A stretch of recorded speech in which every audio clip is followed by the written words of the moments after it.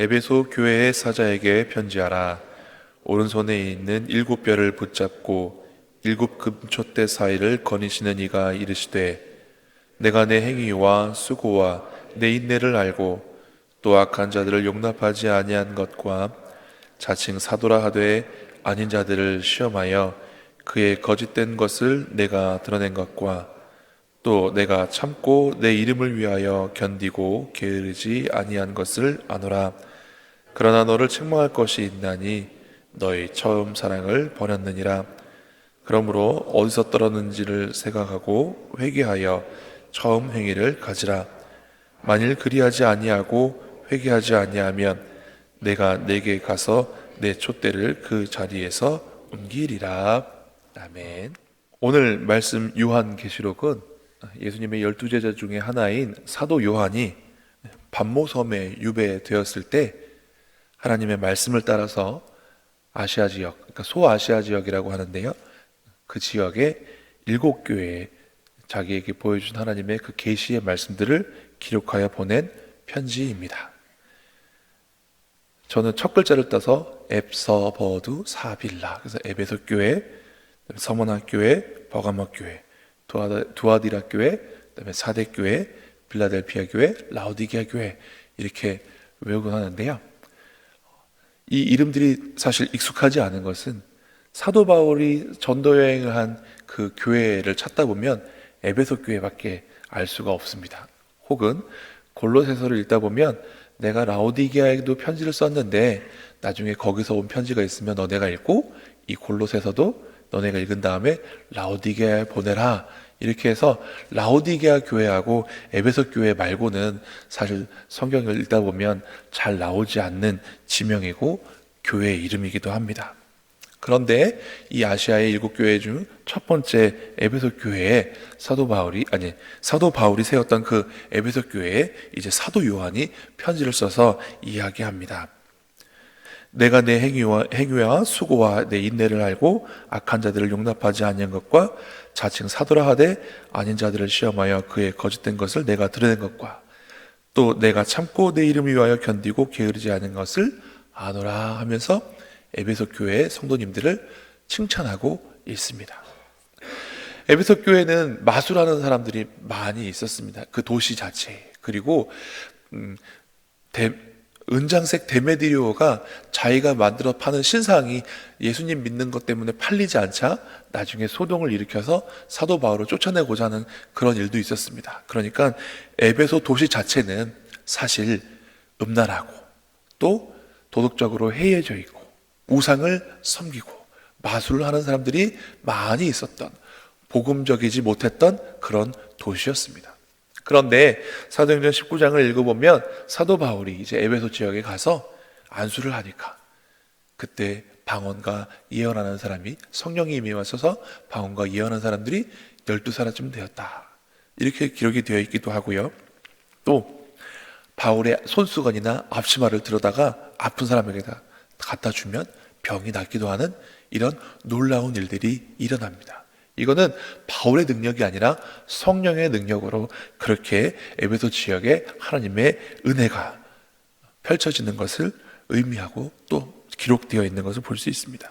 그래서 이 사람들이 하나님의 놀라운 권능과 성령님의 감동으로 말미암아 에베소 지역과 같이 믿음 생활하기 어려운 곳에서조차 그들의 신앙을 잘 지켜내갔습니다. 그래서 2절 말씀에 내 행위와 수고와 인내를 안다, 악한 자들을 용납하지 않고 거짓 선지자들을 구별한 것을 칭찬하고 있는 것입니다. 그런데 문제는 그들의 이러한 선행에도 불구하고 책망할 일이 생겼다라는 것입니다. 4절 말씀 함께 읽어보겠습니다. 그러나 너를 책망할 것이 있나니 너의 처음 사랑을 버렸느니라. 처음에 어떤 의도로 시작되었는지는 분명히 말씀하고 있죠. 사랑으로 시작했습니다. 우리들도 교회에서 뭔가를 봉사하고 섬길 때는요, 사모하는 마음으로 시작합니다. 그런데 그것이 어느샌가 사랑하는 마음의 본질은 빠져버리고 형식과 의무감만 남아가지고 마음에 기쁨이 없는 채로 그렇게 신앙생활하며 살아갈 때가 있습니다. 그래서 여기에서 에베소 교인들이 처음에 하나님을 사랑하는 마음으로, 예수 그리스도를 사랑하는 마음으로 신앙생활을 시작하였는데, 하도 밖에서부터 외부로부터의 이런 것들을 경계하고 주의하다 보니까, 조심하다 보니까 처음 그 열정과 하나님을 향한 사랑을 잊어버린 채 형식만 남아버려서 이렇게 책망받고 있는 것은 아닌가라는 생각을 해보았습니다.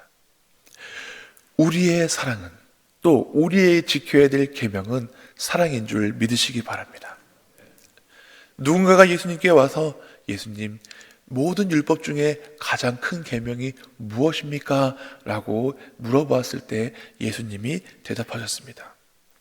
마음을 다하고 목숨을 다하고 뜻을 다하여 주 너희 하나님을 사랑하고 네 이웃을 내 몸과 같이 사랑하라 하신 이 율법서의 말씀을 갖고 와서 인용하면서 하나님 사랑하고 이웃 사랑하는 것이 이 모든 율법과 선지자들의 강령이니라 말씀하셨습니다. 그리고 예수님께서는 더 나아가셔서 새 계명을 너희에게 주노니 서로 사랑하라. 내가 너희를 사랑한 것 같이 너희도 서로 사랑하라 말씀하셨습니다. 기독교는 사랑의 종교입니다. 사랑을 빼면 남는 게 없습니다. 나의 몸을 불사르게 내어줄지라도, 천사의 말과 사람의 방언을 할지라도 아무것도 남는 것이 없습니다. 무엇이 없으면요? 하나님 사랑하는 사랑이 없으면. 그래서 오늘 이 말씀은 사도 요한이 에베소를 향한 말씀과 동시에 오늘 우리에게도 주신 말씀인 줄 믿으시기 바랍니다. 과연 나는 이 신앙을 하나님 사랑하는 사랑으로 시작하였던가? 그리고 그 사랑이 얼마나 갔었던가? 지금도 변함없는 사랑을 하고 있는가? 그리고 그 하나님 주신 사랑으로 내게 주신 사람들에게 그 사랑을 베풀고 나누고 섬기고 있는가? 우리가 하나님 사랑하는 것을 어떻게 알 수 있느냐? 하나님 사랑 안에서 우리가 서로 사랑하면 그때 우리가 하나님 사랑하는 줄 알 수 있다라고 성경은 말하고 있습니다. 하나님을 사랑한다고 말하면서 내 형제를 사랑하지 못하면, 보이는 바 사람을 사랑하지도 못하면서 보이지 않는 하나님을 사랑한다고 하는 것은 거짓말이라고 말씀하셨습니다. 그런 의미에서 지금 옆에 계신 분에게 하나님 사랑으로 사랑합니다, 이 말 한마디만 잠깐 나눠볼까요? 시작. 성경은 또 우리에게 말씀하십니다. 말과 혀로만 사랑하지 말자 하셨습니다. 근데 오늘 말로 사랑을 고백하셨으니 행동으로, 또 삶으로도 여러분들의 사랑을 나눠주실 수 있었으면 좋겠습니다. 자, 이 에베소 교회에게만 하신 말씀이 아니라면 이제 우리에게도 하신 말씀이고, 이 말씀이 우리 기독교 역사상 필요했던 순간이 있었습니다. 지난 주일 저희가 종교개혁 506주년 기념주일로 지켰습니다. 왜 카톨릭, 천주교가 있었는데 506년 전쯤에 종교개혁을 할 수밖에 없었는가? 왜냐하면 기독교가 타락했기 때문에 그랬습니다. 여러 가지 것들이 문제가 있었지만, 그래서 95개조 방법문이라고 해서 카톨릭의 잘못된 95개조 조항을 조목조목 다 이렇게 써서 종교개혁을 시작하기도 했지만, 그 중에 가장 큰 것 중에 하나는 면죄부가 아닐 수가 없습니다. 카톨릭에서 성 베드로 성당을 지을 때 성당을 건축할 비용이 좀 필요했습니다. 보통은 우리가 작정하고 헌금을 하고 건축 헌금이나 이런 것들을 예비해서 우리가 하나님께 헌신하여 드려서 성당을 짓거나 성전을 지어야 되지 않겠습니까? 그런데 이 크고 웅장한 성당을 짓기에는 헌금으로는 부족했는지 카톨릭에서 면죄부라는 것을 만들었습니다. 이렇게 증서를 만들었습니다. 이 증서는 누구를 위한 것인가? 예수님 믿지 않고 죽은 다른 가족들을 위한 것이었습니다. 여러분 가족 중에 예수 믿지 않고 죽은 가족들 있지요? 우리가 여기서 면죄부를 만들었습니다. 이거를 돈 주고 사시면 여러분들이 면죄부를 사는 그 동전이 땡그렁하고 내려가는 소리를 내면서 내려가는 순간 여러분들의 사랑하는 가족들의 영혼은 천국으로 올라갑니다. 이렇게 말하면서 이런 면죄부라는 증서를 팔았습니다. 지금 이 말씀을 들으시는 분들은 다들 웃음이 나시죠? 왜요? 우리는 너무나 명확하게 알고 있습니다. 제가 주일학교에서 불렀던 찬양 두 가지가 있는데 이 두 가지의 기독교 신앙의 기본적인 게 다 들어있어요. 하나는 하나님이 세상을 이처럼 사랑하사 독생자를 주셨으니 누구든지 예수 믿으면 멸망하지 않고 영생을 얻으리로다. 요한복음 3장 16절 이 찬송하고요. 돈으로도 못 가요 하나님 나라, 힘으로도 못 가요 하나님 나라. 아니요, 거듭나면 가는 나라 하나님 나라, 믿음으로 가는 나라 하나님 나라. 하나님이 세상을 이처럼 사랑하셔서 그 아들 예수님을 믿기만 하면 구원받습니다. 또 돈으로 힘으로 가는 게 아니라 성령으로 거듭나야 가는 것이 하나님 나라입니다. 우리는 너무나 명확하게 알고 있는 이 사실을 당시의 기독교인들은 알 리가 없었습니다. 그냥 교황청에서 말하는 대로 그런가 보다 할 수밖에 없었습니다. 왜냐하면 그때에는 이런 성경책이 우리 각자에게 주어지지 않았기 때문에 그렇습니다. 당시에 잘 사용하지 않는 언어인 라틴어로 된 성경책을 소수의 신부님들만, 기득권 신부님들만 가지고 읽을 수 있었습니다. 사제라고 해서 모두 다 마음대로 성경책을 읽을 수 있는 것이 아니었습니다. 그래서 루터라는 분이